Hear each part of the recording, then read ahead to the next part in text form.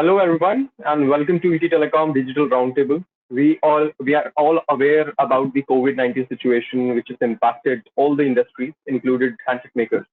And today we are going to discuss this whole situation when it comes to the handset brands in the industry and the challenges that they are facing right now. And we will also discuss the future opportunities.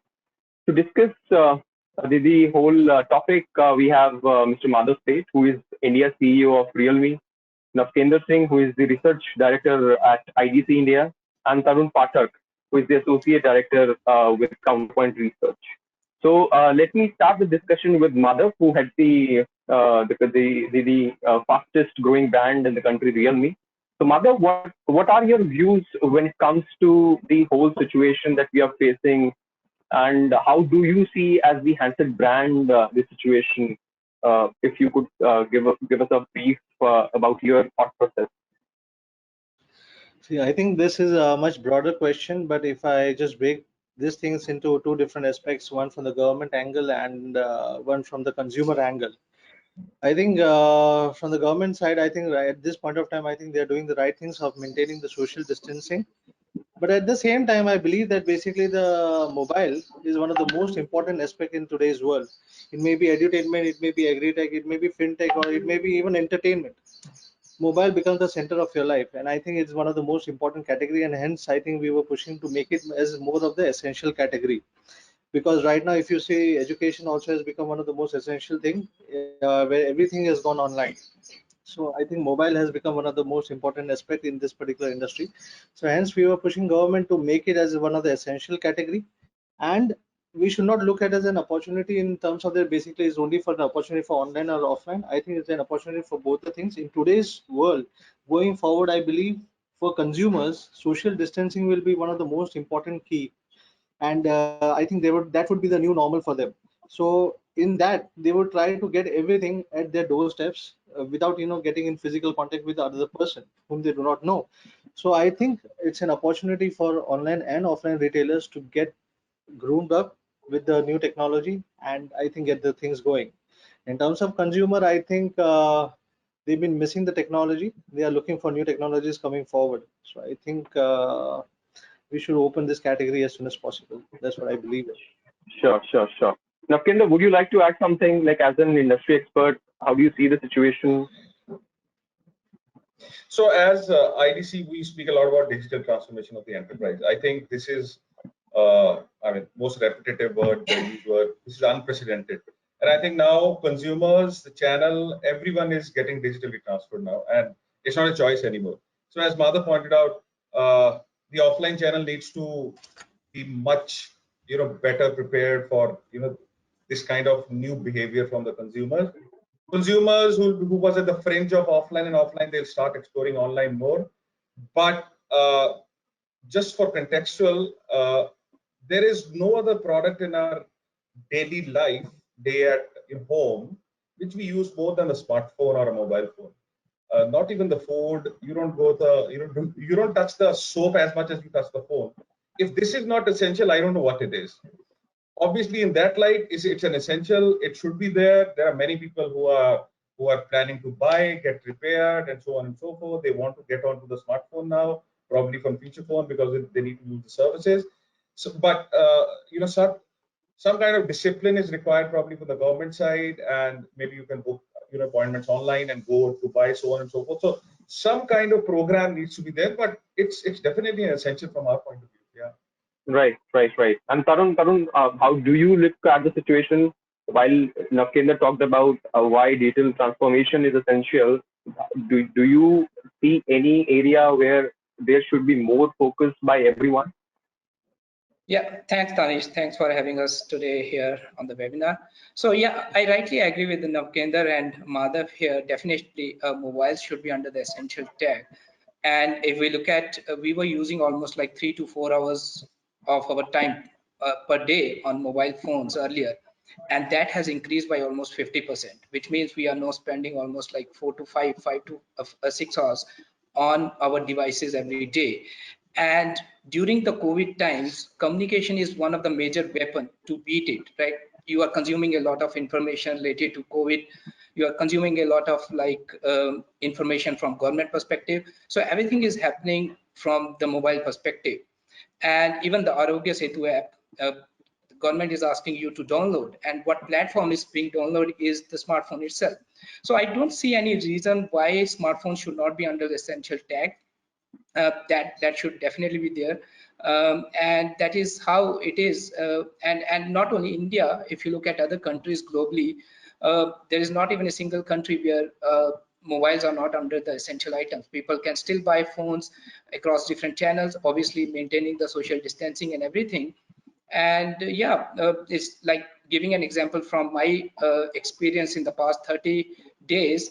I have got in touch with almost 6 or 7 immediate friends and family members where the mobile was either broken or it was not working well, and they do not have any single medium to even repair it or even purchase a new one.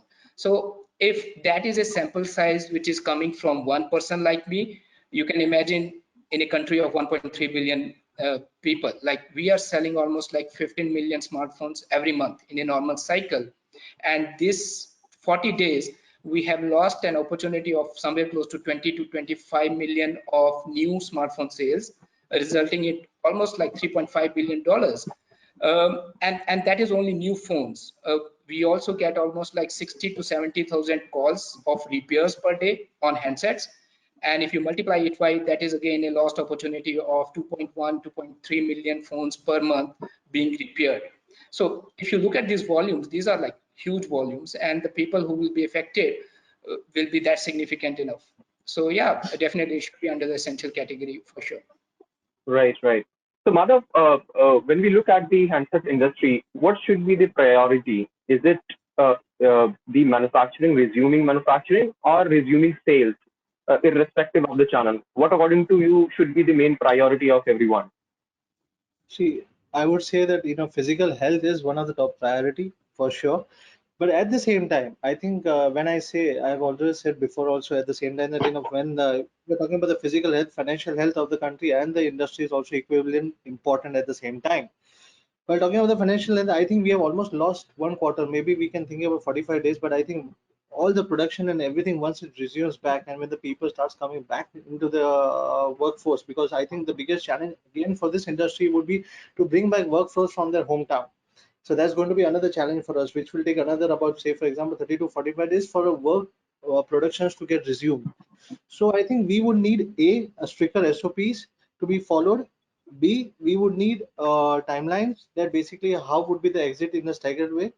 And C, that basically we would need to understand that the digitalization, how we can take it forward to the last mile, to the retail channel also, because the retailers also has to get equipped with this online systems or through digital way where they can serve their customers, because I believe they have got a better connect with their customers. They have got the customer data, they have got better connect with the customers with personal touch, which online consumers, which online platforms may not have. How can you leverage this particular thing rather than thinking as a lost opportunity? How can we make it as a connected opportunity, and how we can leverage this opportunity and make it bigger? So I think there are a lot of challenges for the industry, because we believe that we have almost lost a quarter, and it's a huge blow to the industry. That's what I believe, and we would need a Right. stricter SOPs and plan coming out of Hmm. it. Right. And Navketa, your perspective on this whole priority part, because we all know that there is inventory which is there in the channels we have. So should we first think of clearing that inventory to meet the pent-up demand, or simultaneously should we also look at resuming manufacturing, given that we also export to other countries? No, absolutely. I think it's important to view it from a consumer angle as well. Now, there is a pent-up demand in the market, but we're not sure that how many consumers will actually go out in the market and buy in terms of social distancing and that wariness around social touching.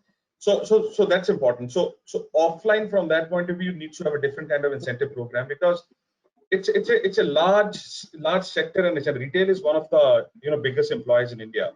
And mobile phone is one of the biggest categories within the retail. Mom and pop stores is large category, and that's why you saw some of the concerns of trader bodies also, that if you tag them as essential, then what happens to social distancing. So I think specific strategies around that is required. Maybe online booking on the appointment and you go there, or use social messaging mediums like WhatsApp and other stuff, so that you can. And some of the retailers are actually doing it informally in many of the parts of the country. We know for a fact, around the neighborhood areas. More importantly, if you see it from a 36,000 feet, that GST is one of the areas which is very important. And I think within when pandemic is happening, 12% to 18% is a real blow to the industry. That'll plus obviously there's a weakening rupee also. So I think all this goes on to say that about 15 to 20% of the cost will be added on to the initial BOM. So I think from a GST and this point of view, incentive support is required, and that's why you see so many industry lobbying bodies also doing that. Third is, how do you, from a manufacturing point of view, how do you get the migrant labor which has gone back, at least in the North India? How do you get them back? And that's a very, very important part, because unless until you produce, you can produce a 99% phone, but you can't ship a 99% phone. You have to ship a 100% phone. So the components might be coming from other countries where they're being produced, lying at the port. Logistics, how are they coming to the factory? And secondly, who's producing them? The guys who are, labor who's there. I think these three areas are important. One is the demand generation. Second is your logistics stuff, and thirdly the channel and the retail point of view. These three should have very different and well thought of, so because this is not going away anytime soon. Pent up demand might not come up, at the same level till about July, August, under the assumption that all this goes away. So we'll have a festive season where probably we'll see a lot of demand. But I think these three areas need to be tackled very differently. Right. Tarun, you have something to add on this? Yeah. Like, how do you see this whole priority situation? Correct. Yeah, so let me deep dive on this a little bit further. So let us talk about the demand and the supply here. So when you talk about supply, right, we have almost like 100,000 people who are working in this sector, formally or informally, directly or indirectly linked. So if you look at from the manufacturing point of view, this is a particular sector which need a specific set of skills, right? If you go on an assembly line, there are people who are performing a certain set of tasks, and then there are people who are performing a certain set of tasks on the other line. So if you have migrant laborers out of that particular facility, it's very difficult to get the replacement very soon from your local area, because you will require a lot of upskilling. You need to skill those people for a particular activity, and then you can resume your operations. And if you look at China, they did it fast because factories in China are more automated, right? We do not have factories in India which are automated, and even China took almost like 1 month to get back from like 25% production to 50 to 100% within 4 weeks. But here you might need a lot of upskilling required from the supply side. And coming back to the demand side, if you look at first major thing is what will happen to the existing inventory. India on an average, we are still working on 4 to 5 weeks of inventory, which roughly translates into 30 million odd phones which are right there in the market existing. So first thing you need to look at from the GST angle, okay, the older inventory should still be cleared at the older GST, like 12%. That should be the first priority. The other priority between the retailers is, because during this time you will see a lot of communication going out that brings in a lot of uncertainty, because channel as a medium they works on a very reliable information. Like if you are giving a particular schemes, promotional offers, that should be very clear on how when the market is opening. So from the channel perspective, I think there will be like a lot of big changes that might be happening. Like for example, the credit period is one of the area, and we have been talking to other sectors as well, where the appliances has already increased it by like 60 days or so. In handset it works on like 3 or 4 weeks.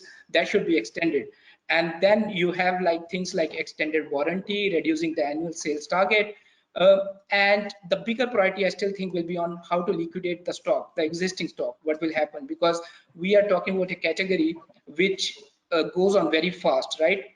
China is working as normal. There are still 5G phones which are manufactured over there. So India do not want to remain very distant on that curve. So that is point number one. And again, the good thing we have is we have big festive season ahead of us, the Q3 and Q4. and that's a positive thing for us.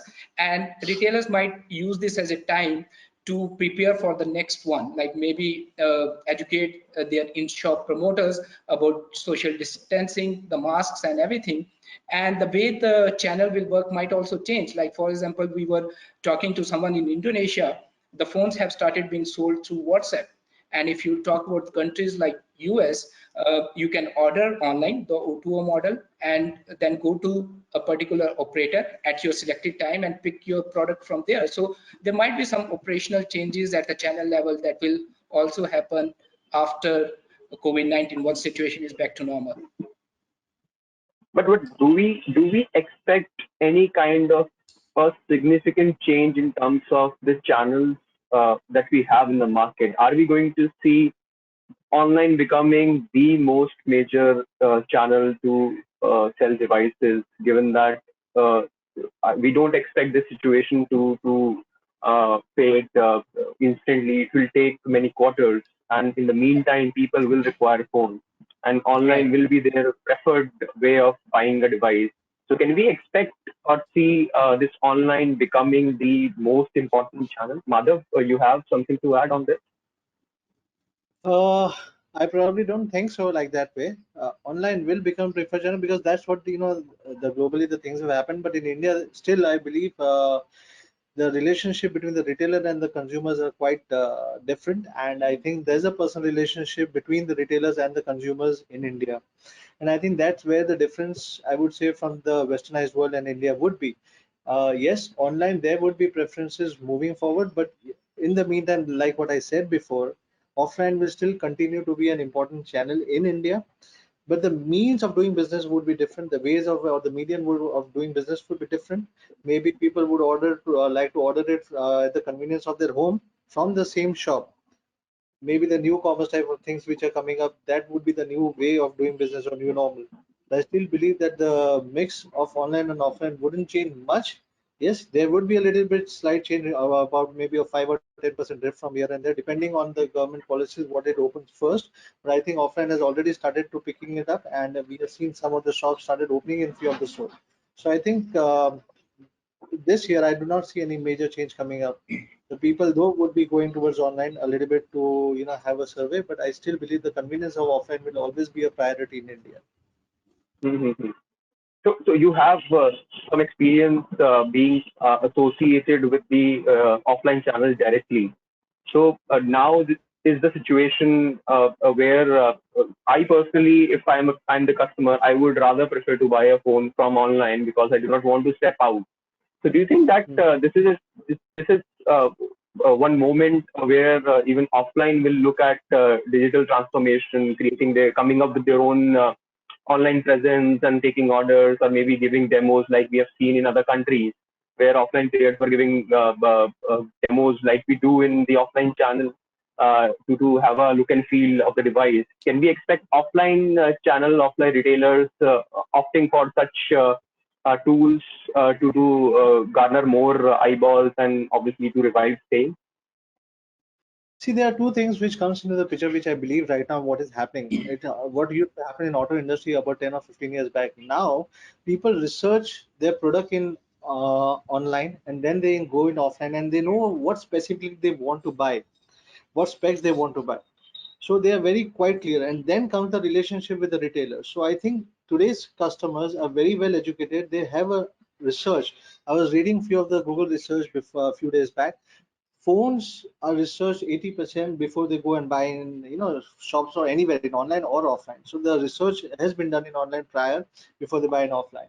So I think after that it comes into the digitalization from the offline retailers to the consumers and the convenience of having a maintaining the social distancing at the same time. Or I think this is where the consumers will be transforming it. And I believe that basically the research, as I said, the research mainly happens in online. So there's a very little thing for the offline dealers to do in this particular thing. The only thing what they have to do is they leverage their customers, leverage their relationships in this time, and continue doing the business. That's what I believe in. Sure. Nakendra, how do you look at, because you have colleagues in other countries who are closely monitoring this change and the way people operate in terms of channels. How do you see this thing emerging in the country? Okay, the interesting piece about India is one of the, I mean, absolutely on absolute numbers, there is no other country in the world which has such online, share, except country like China. But most of the other countries have very small online share, and most of the countries, for example, we know for a fact that in Philippines, both of them are essential, non-essential are not required, not open, online, offline. But Indonesia, it's open. Thailand is trying to open that. We have to see from a point of view, as you asked about digital transformation, we have to see it from a point of view that the consumer requires the product. He's just little concerned about going out in the market right now and to buy it. Now there are many consumers who love to go to a mom and pop shop and just say, my budget is, show me something around 12,000 rupees. Then it's obviously he's a retailer's consumer at that that point of time. That retailer can make him buy at 15,000 also and at 7,000 also. So it's about that. And obviously the whole stack and the portfolio comes in. It's so we have to see from a point of view that in India, for example, last few days, groceries has been the most ordered online product. Now, do you think all these people used to order groceries earlier from online? No, they were forced to do that. And when they saw the experience, bad or good, at least the barrier of going online has been removed. So we have to see from that angle. And that's where the place like grocery and even electronic player has to have something like hyper local delivery needs to be there, both from a platform point of view, brand point of view also, and a retailer point of view also. Why can't we use WhatsApp business or WhatsApp normal or Telegram to create small pages where you have portfolio as per specification, as per brand, as per price points? It just goes to the consumer. Consumer clicks on the link and he says, I'm interested in this. Lenskart and other guys are doing it. They bring about 5 or 6 at your home. You try and then you buy that. Why can't? So these are the things which retailers and the brands need to think about now, because this is the time when the shift will not entirely happen. The offline will be important, but this is the time. This is an opportunity where you can have omni-channel real strategy now that offline players are ready to have a digital transformation and go online as well, create their own online presence. Offline, the online players are anyway doing good in the offline delivery also. They are also trying to innovate. So I think that's important. Hyper local delivery is very important. It's not a difficult thing to do. So this is what retailers have been saying, that they know their customer by their name and address. They have personal relationship. That's what they have been claiming, that they know their customer much better than the online players do. Tarun, you have something to add? Like obviously you talk to a lot of retailers. How do you see their thinking, and how do you see them reacting to this whole change? Yeah, that's what I mentioned in the previous point. Like, it's not about online or offline, but it is the mode of delivery which will change eventually. Like, we have like this O2O model. Like, for example, in the past few days, the retailers we have been talking to, they are already thinking of, okay, you have rightly mentioned that they have all the details, and even within a certain mile, right, they are connected with their audience. And that example has already been set. Like, you look at Samsung, they have already tied with Buy Now. The retailers are on that particular platform and they have started delivering it, right? So these mechanisms, what I believe is, more than the online versus offline split, it is the delivery mechanism which will change the way we buy things. So for example, in the past 30 days, I have done my haircut calling barber at home. Like, this is something which I never had imagined, right, earlier. So the way you do things at these COVID-19 times, during these pandemics, they might shape out the alternatives. Oh, this can be possible. Earlier, we never thought of it, right? So this kind of situation always gives you an opportunity to think beyond the normal cycle, because retailers are now thinking, okay, how we can get in touch with our consumer. So that I think can be very much on the cards, very much possible, and that is I think it will accelerate going forward. And it's a good time, because the moment you have the festive season around, you can get your processes vetted and see what works for you and what not works for you. Okay. Before this, we had some sort of EVD. I think, Tarun, you touched upon automation in manufacturing facilities. Yeah. In China, we are seeing that factories have automation, robots are being used. And in India also, private LTE networks are coming up. like telcos are trialing that out. Do you think that could be of use in India, and manufacturers, OEMs would look at adopting those technologies so that they could be better efficient and obviously can address this whole social distancing challenge that has emerged from the pandemic? Yeah. Madhav, you have, yeah, Tarun, please you. Yeah, please. Yeah, okay. So I think yes, very much possible. So if you look at what we believe, the factories will not open at once. There are still handset players, EMS players in the countries that have a capacity of like 10,000, 20,000 workers, right? They cannot open overnight, right? So the flow of the things will be like at 50% capacity or 75% capacity, but that is again on a very high level because you need certain set of people to drive certain operations. You can't generalize it at like 25 or 30%. So automation, yes, it can be a good route to evaluate because it will not just give you benefit now, but even going forward, because India from the manufacturing perspective is going to touch economies of scale. We might see like 500 million phones in the next like 4 to 5 years. So you can invest now and then reap the benefits later. So it can be a good testing phase, like it has been a good testing phase for the lot of companies who have who are looking at their employees working from home and might change their operations afterwards. So it can be a good testing times for a lot of companies to look at their business continuity plan and how it serves going forward once pandemic is over. Sure, sure. Madhav, you have something to add on this? I think Make in India initiative plans are on the same direction. And I think bringing the ancillary companies also and the manufacturing plants and going from SMP lines to everything, I would say, I think that are the lines on what Make in India initiatives are.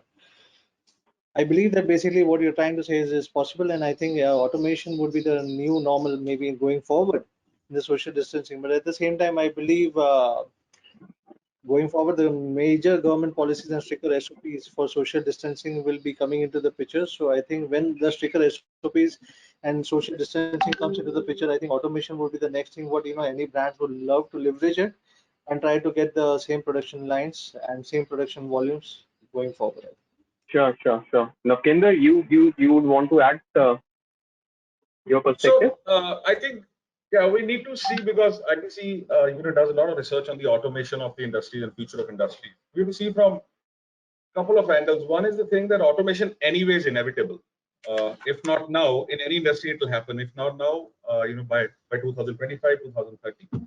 So anyway, it will happen. But we have to be a little sensitive of the fact that one of the agendas of the government of doing Make in India, as Madhav pointed out, and promoting India as a manufacturing and export hub is the employment generation. So, and at some point of time, it counters that argument that if you get too much automation, what happens to the skilled employee? And that's one of the biggest strong points, of India versus Vietnam and China in terms of manufacturing.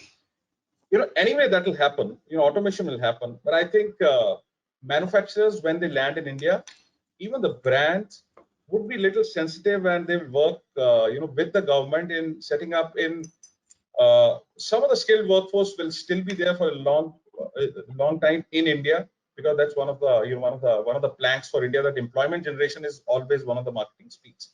I think we have to see from that angle. But anyway, automation will happen. I agree with you. Even with COVID or without COVID, it will happen. That will anyway, that's inevitable. Yeah.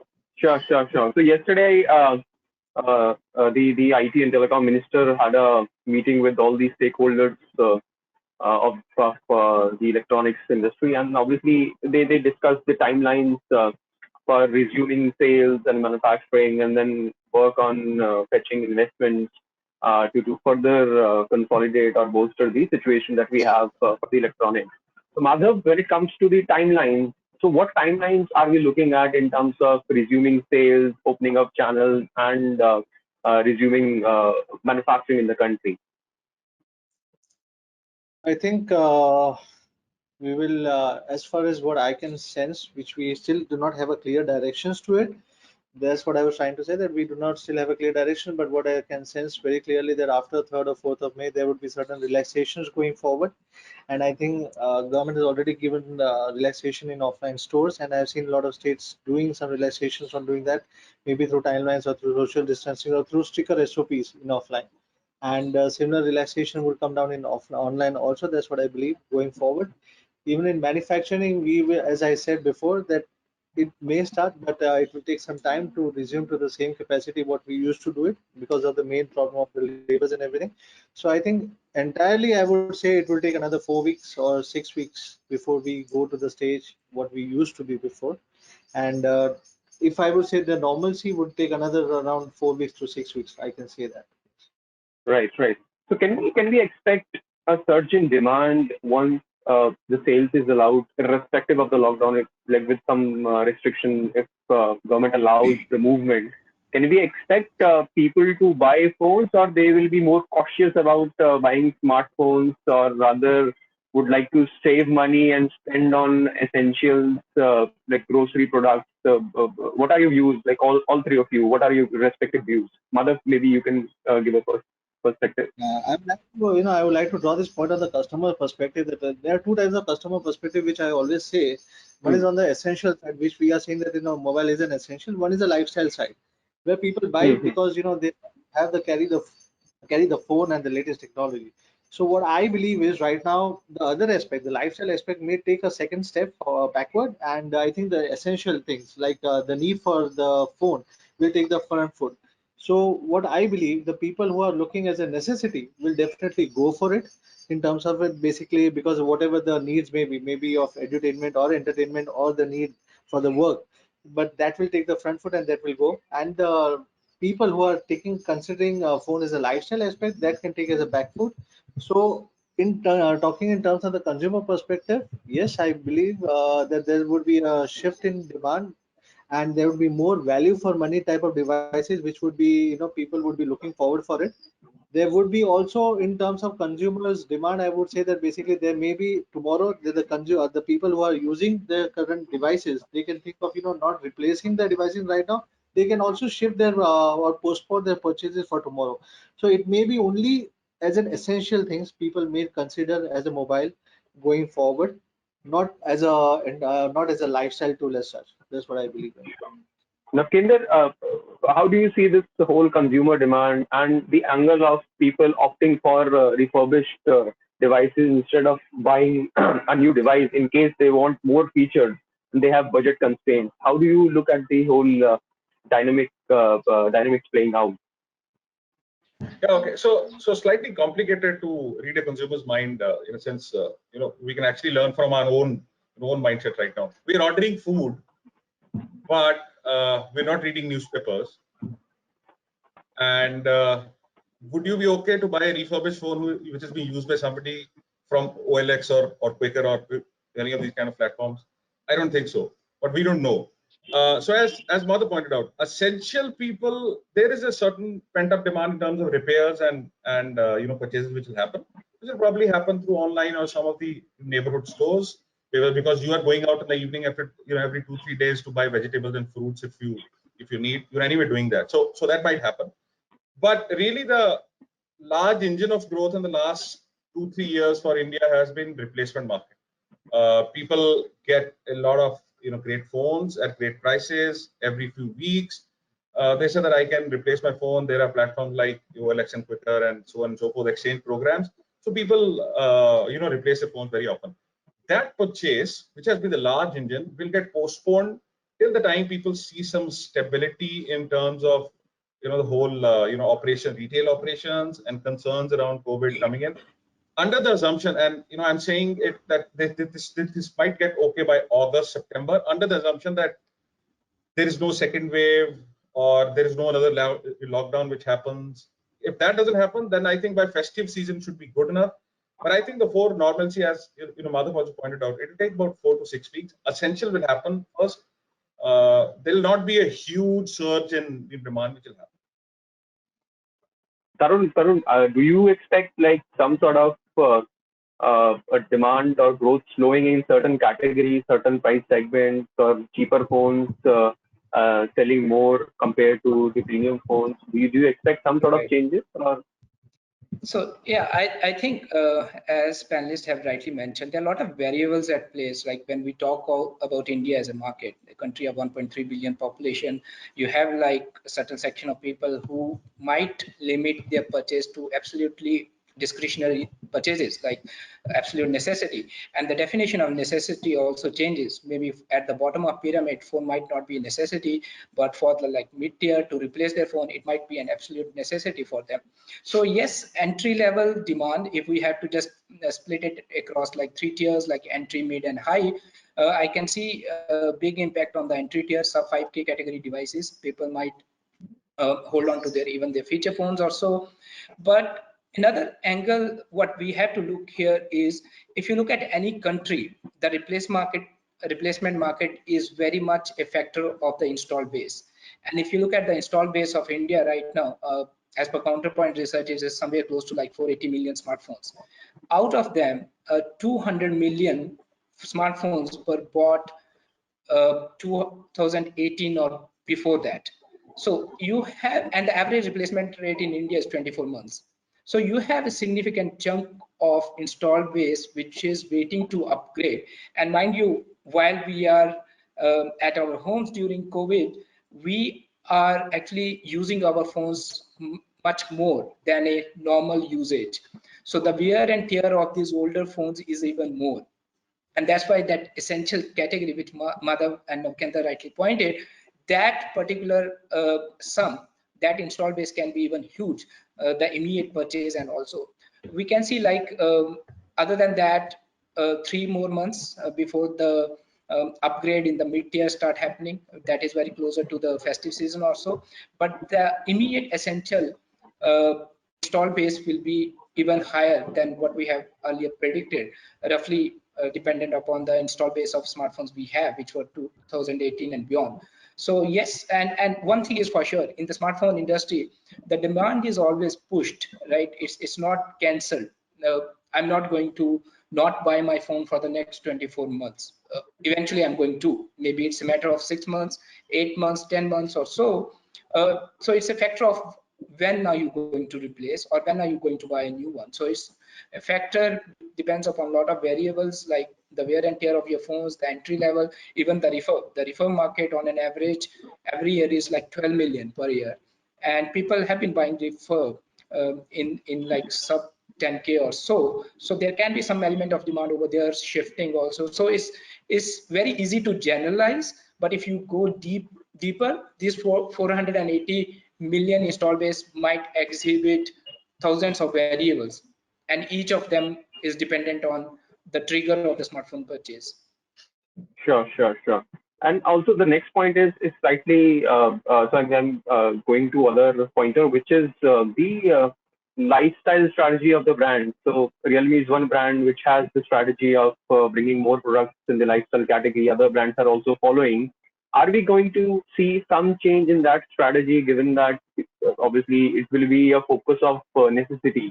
So obviously, while the phone is going to be an essential buy for a consumer, they might not look at buying a TWS or a smartwatch, because we are not doing the exercise as much as we would want to. But there are other products as well. So Madhav, can we expect some sort of change in the strategy when it comes to the lifestyle products? In general, Not keeping consumer behavior in mind. To be honest, I differ to agree to your point that basically there would be a shift in the AIoT categories. I believe AIoT categories as a category is expanding maybe more than 500% year on year, especially in India. And I think my friends from other panelists would be able to agree to the certain numbers.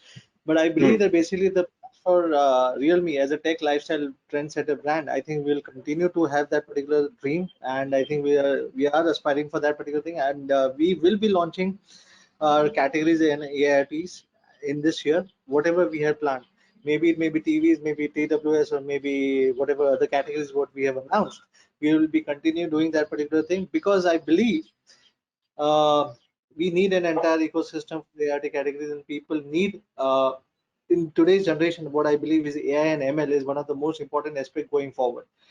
Is not that just a need, it's also that basically it helps you to reduce your task, reduce your effort to do certain things, and that is where your AIoT categories helps you to do something like that. And that is, I believe, going forward is one of the most important category along with the smartphones. So hence I think whatever our plans for AIoT categories, we are not I think cutting any of our plans. We are going ahead with it, and being a tech lifestyle brand is going to be our aspiration for this year, and that's what we will continue doing that. Right. Navkendra, Tarun? So you said lifestyle brand, and I'm assuming that you are mentioning anything around 35,000 as lifestyle brand or 40,000. So though that segment is very, I mean, you have to understand the structure of the market also, specifically for India. It's an important, and India is just one important, cog in the wheel for a brand, even for Realme or other brands also. They're present in so many countries. So obviously, while India will dictate some of the designs and specific products for the market, but structure of Indian is that still about 75 to 80% of the market is still less than $200. That's about 15,000 and below. That will anyway happen. That will grow. Specifically about 7,000-8,000 to 15,000-16,000. $200 to $500 into 16,000 to about 35,000 has seen a lot of action. You will keep on seeing a lot of action. Not everybody will be out of the job. Some people would still want to buy. So there is a certain set of consumers who would love to have a feel-good factor also after all this, right? These are not very cheerful times for us. That stuff will also happen. But $500 plus, the lifestyle segment, anybody who has to buy an iPhone, an S20 or anything else, he will replace that phone. He will buy that. That's a very small market. The growth is not so much, but the action you will still see around 10 to 25, $30,000. That will still keep on happening. So I think lifestyle will remain as part of brand strategy, as a marketing speak also, as a presence in the market, positioning, showcase the innovation. 5G is on the anvil. So all that stuff will happen, but the mass, the meat on the bone will still remain around 10 to 30,000. Sure. Tarun? Just to add this particular point, for us, Navkendra, tech lifestyle is not about 35,000. For us, is like tech lifestyle is covering the entire technology, maybe starting from around 2,000 rupees, going up to 30,000 rupees, and everything around the smartphones, which may be any IoT categories, starting from TVs to Bluetooth TWS, which starts at 3,000 rupees, and going up to 30,000 rupees. So this category, I'm talking about the entire category of AIoTs. Okay. That's what I meant. Fair enough. Okay. Yeah, so actually I want to mention a similar point. So if you look at the categories here, you talk about TWS, you talk about smart bands, smartwatch. If you look at the sales right now in India, you can look at the devices right now which are sub 5K and still very good in terms of working. And although we are coming up from the very small install base, and you also need to look into while we are here in this pandemic, the demand for earphones, like the TWS category, it should actually go up once the pandemic is over. You talk about smartwatches, smart bands, the reliability on that becomes even more. You are not going to gyms, you are working at home, you need one particular category to keep a track of it. So it entirely does not mean like more than 20-30K. For a lot of young audience in India, it can be even purchased at like 5K and still they can be trendy, because it's more of an adoption of a category in India rather than a particular price point. Like for example, if someone you can buy a TWS at as low as $50 in India and still look very trendy, like Danish or Navkendra you are wearing right now. So I think the adoption will still go on, and we are coming up from a very small install base. So the smart bands, watches, TWS, headphones, earphones, and even TVs for that point, I think the demand is likely to go up. And when we say about demand, it doesn't reflect into like ultimately sales. So we say the demand. So it might turn into sales or not. It might not. So Danish, as you pointed out, as lifestyle means much more, and since the definition is a little different. So I agree with Tarun, and we have actually seen from a research also that the earbuds, that's very popular these days, because the consumption of the media is happening at home also, where there's a family members or stuff. So you need an individual kind of experience. And I absolutely agree that since you're not going to the gym, you probably need to calculate your steps more often at home also. So I think we are already seeing that trend happening. I don't think that will change. Brands will keep on doing that. We are already seeing it. Yeah. Sure. So, do you think this is the time for us to work more on bringing the supply chain to the country, bringing more component players? There is a policy in place as well from the government which wants brands to actually deepen their localization efforts.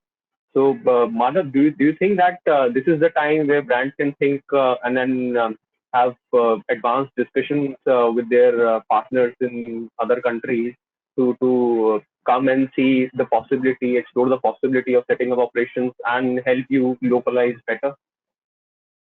I think that's already happening with or without COVID-19 because of Make in India Hmm. initiatives. I think it's already in Hmm. the works. Bring all the ancillaries and the components also along with the smartphones to bring it back to India and started manufacturing. So I think that's already in the works, and I think that's what I respect about the Make in India initiative by the government. And I think that's something which is already happening. I think it's Hmm. delayed because of the COVID-19 situation, but I think that's already in the works. I think.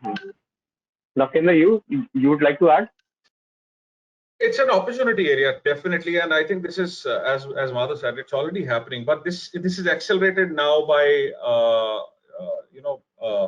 something like China plus one or Vietnam plus one kind of strategy now. Everybody was Hmm. evaluating this for the past couple of years, but India Hmm. has a few advantages. We have a domestic market which can be catered to. The potential is very high. We're still about half a billion only smartphone users, and about a billion mobile phone users in India. Second is a workforce which can be skilled very easily. The only thing which obviously the industry bodies and the brands and manufacturing set up ODMs they are trying to do is that we need to have a end-to-end strategy of making not only as manufacturing hub but as an export hub also. Because see, when a company is committing some resources to India, they are not only about domestic market. It's about almost quarter of a century, about 25, 30 years kind of setup. And those are the kind of scales you require to compete with China. If that happens, you can't have some of the knee-jerk reactions which we have seen. You can't have a piecemeal kind of strategy. So I think everything from logistics to infra to power to water to actually incentivizing rather than de-incentivize people who don't make here. So I think that thing is required, which Vietnam has done beautifully. The limitations of Vietnam is a small country, domestic market, and they can't scale so much as India. But I think this is an opportunity across areas, across electronics. Mobile phone is one of the flagship one for them. But this has to be accelerated now. Now is the time to do it. Otherwise, some other country will easily take this opportunity away from you if you wait for another 6 months. Sure. Tarun? Yeah, no, I fully agree here. And I think adding on to the points, we have done this in the past also, right? In the feature phone segment, when the Nokia and the Samsung, we were actually exporting to the world. We were the second largest at the time. And we have already done this in auto industry as well. So I can't see any point why we can't replicate the similar model in the handset area as well. And if you look at handset, we have only 4 or 5 major centers. And those are, apart from China, very much relegated to the local market. You look at handset manufacturing happening in China, which controls 60% of it. Then you have LATAM, which is again catered to the local market. Indonesia, again catering to the local market. You have only Vietnam and India, which are competing strongly here from the export perspective. And Vietnam is very much Samsung dependent. So India definitely, they can leverage, I think, more than anything else, the regulatory hurdles needs to be ironed out. And we need to actually attract the big players here, because then the smaller component players or the adjoining supply chain will automatically fall in place. That is what happened in 2011 or 12 when we had this big feature phone facility in southern India, and all the related component players automatically fell in place, because that is what makes it easy, and that is what Shenzhen ecosystem has done it over a period of 2 decades.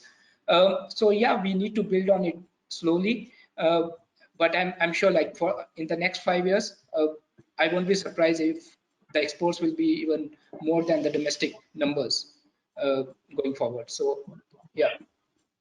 Sure. So let's take questions from the audience. One question is coming from a retailer who says that what could be the alternative options for retailers who have invested high on the showrooms and people, like in terms of manpower and everything. So what could be the alternative option or alternate options for them to resume their operations and cut costs going forward, like and be in the business? First of all, the basic thing is, I think we need to renegotiate and our terms of business is very clearly. It may be rentals, or it may be manpower, it may be the way we are doing business. I think we need to renegotiate and we need to relook every single aspects of our cost. First and foremost, we need to reanalyze doing the supply chain and the businesses, what we are going to do for the retailer. At the same time, I believe that basically we cannot react and we cannot get into a panic mode right now. We need to wait and watch what's going to happen after every pandemic. What I see, that maybe any pandemics which I've read after in this period, there's an opportunity. There may be a different way of new normal, what we can say, but there's always an opportunity after every pandemics which I see. Maybe the price segment shift would be there. Maybe a person who's buying a 15,000 rupees phone, they're still going to buy it, but maybe not a 15,000 rupees phone, but a 13,000 rupees phone. So the demand may shift from today to tomorrow to a different price segment, but the demand is still going to be there. You just need to stand still, be patient, and wait for the right opportunity, and just re-innovate yourself to the new normal and new technology, just to connect to your consumers. So once you have to use the digital way to connect to your consumers, try to make the social distancing being the new norm, how you can still get the goods delivered to them. So just re-innovate yourself every way, and renegotiate all your terms with the business. I think that would be the new way of doing business after this. There's a new opportunity which always coming up. I mean, that's what I believe. Yeah. Okay. So couple of pointers from my side. Adding on to what Martha said. One is the retailers and these kind of shops, they need to reinvent the way they do the business from a technology point of view. So as I spoke earlier, the hyper local delivery is very important. They were expecting people to come to the shops. That will anyway happen, but I think it might not be a bad idea to be proactive, to actually start these kind of initiatives around your surrounding areas, 1 or 2 square kilometers kind of stuff. Second is enter probably the lifestyle segment if you have not entered earlier, or some of the smart home kind of segments, because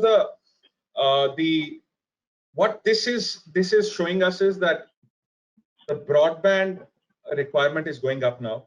The routers are absolutely through the roof. People will understand the importance of internet at home. What this will do is this will actually tell that you can run other devices also at home. The education will come from the brands and the market. You need to be there to fulfill that particular demand and generate the demand at the local level. So I think those kind of some of the brands are there in the market. You should do that. Thirdly, as Madhav pointed out, from a brand's point of view, renegotiate and relook at your business terms, because even if it doesn't impact 100%, this will change some of the dynamics of the channel brand. Channel, shopkeeper versus consumer. So I think all that will happen. But I think if you take care of these things, don't panic. That's what we can say. Sure. Tarun? Okay, so I think both have added the points really well. So what only I can add is the delivery mechanism might change. So you might relook into the situation of in-shop promoters versus someone who can deliver products to your consumers, and how you are accepting payments. Maybe you are dependent on a lot of like cash-rich business. You might go for digital payments now. Start accepting more digital payments like PhonePe or Google Pay or the other ones, UPI-based transaction. So your business model might shift a little bit, because if you are a big shop, you might be dependent more on the credit card swipe purchase and your POC. But now you might also relook into the UPI-based transaction also. So that couple of points I think can relook into from the shop's perspective or the big retail perspective. Sure. So next question is. Just have to add one thing to what others have said, is in the retailer's language, rather than waiting for the consumers to get into your shop, start thinking that how can you reach to the consumer at their home. That is much better. So let's not wait for the consumers to enter your shop.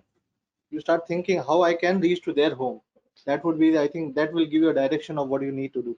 So next question is on this consolidation. Do you guys expect further consolidation in the handset market with weaker players leaving the market because they one, obviously the sales will be lower, and obviously they will have expenses to take care of. Do you think for further consolidation, the overall count of handset brands further coming down? Navkendra, maybe you would. I think Madhav, Navkendra yeah. and Tarun can better, but I see Okay. when I see the counterpoint coming down from the last quarter, I see that basically the other brands, the sales coming out from other brands apart from the top 5 is now around less than 11% and going Right. further down, which I saw in Q1 2019 was around more than 22%. So in a year's time, it has degrown by around 10 or 12%. So I think it will further degrown because I do not see any strong contenders coming down from the other categories as of now. And the way that this top 5 brands are giving the options to the consumers, I think that will keep on luring the customers. That's what I believe. Yeah, and I agree with Madhav. Being part of the industry and one of the brands has been doing well. About 85-90% of the market lies with the 5 brands, and you have to understand that as the profile of the consumer has changed in the past 4-5 years in India, online has done really well. It's not easy. I mean, you can go online and do some volumes, but to have a real commitment and long-term stay in the market, you need to have offline. And offline cannot be learned very easily or even exited very easily. I think it's a different kind of skill set. And if you see, all the brands are actually learning the ropes of the other channel from what they entered. So some of the brands entered in online, they went to offline. Some of the brands are very offline heavy, and they're also doing online. The omni-channel is important, and that's why it's important to see from an angle that consumers' choices are to learn consumer choices is not so easy. These brands have done well. They've invested in both the channel, both in marketing, product portfolio, understanding the consumers, and that's how making the product for India. We see it unless until there is a huge amount of complacency which creeps in one of the brands. We don't see it happening, and I think the market will remain with the top 5-7 brands for a considerable time. Sure. Tarun? Yeah, I think yes, fully agree. Like almost 90%, unless until top 5 brands keep on launching their sub brands also. Other than that, we see the top 5 have a good share of the market. In China, it is already 95%. So yeah. Sure. So next question is from Mr. Prasanna, who is from Foxconn. So he's asking, how do you expect or see the demand coming from the first-time smartphone users? Would they further delay their migration, or do you see them actually opting for the smartphone? Either of you can. Sorry, I didn't catch the whole. Sorry, I didn't catch the whole thing. The first time. First-time smartphone user who are currently using a feature phone, are they going to delay their migration further due to the ongoing situation? See, migration is anyway not very fast-paced in India, and that's one of the biggest challenges of the industry. We still have about 550 million feature phone users in India. About 40 to 50% of them are at below 1,000 rupees feature phones that they bought about 3-4 years back. And affordability is just one part of it. Affordability is a part, use case, and then the gap of the migration of 1,000 to 1,200 rupees to the initial, the entry level smartphone at about 3,000-4,000 rupees. Generally, what is happening is what we saw is, from a field research, that a youngest male in the family or a working male in the family goes to a nearby town and buys a second-hand smartphone. That's good enough for the household. Those are the people who are actually fueling the replacement market also. We feel it will further, because the agriculture and the job market and then the unorganized job market will be very affected for a long time. We don't see the migration to pick up anytime soon. And that's a challenge for the industry, this way or that way. Even without COVID, that has been a challenge of the industry. The migration is not fast enough, which is evident in the fact that less than less than 6,500, 7,000 rupees segment used to be almost 50% about 2-3 years back, and it's less than a quarter now, which shows that one, people are not able to find that amount of money to bridge the gap. And secondly, the brands realize that they are pushing the phones, nobody is buying it. The distribution cost is so high. Many of the brands have consciously vacated that space. Only a few brands are actually doing it there, and that's what it'll keep on happening. Maybe you would want to sum up in 2 or 3 lines. Yeah, so actually to give you a context, like last year out of the install base, 33% of it like upgraded, and the new phone demand is almost around 4 to 5 million per month, like who have been upgraded. So 60 million last year were upgrading from like feature phone to smartphones. That will definitely take a hit this year. And I think we can see some upgrade from feature phone to feature phone rather than the entry level smartphone tier. That is going to be impacted for sure, sub 5K or so. Sure. Right. I think on that note, let's conclude this discussion. I think everyone answered all the questions diligently and took all the questions as well. I think let's hope situation gets better and we are able to see our industry up and running and the demand is there in the market, and we can always hope for best. And those who are watching us live, they can obviously ask more questions. Maybe they can mail us directly. Maybe we'll try to cover those through our future webinars or stories. And the recording of this webinar will be made live by tomorrow for those who could not attend the full session. And thank you very much for attending. Thank you, Madhav, Navkendra, Tarun, for taking out time in this. Thank you very much. It was Thanks, indeed everyone. a good. Thank you. Thank you. Thank you. Thanks It's all. a pleasure to be here. Thank you.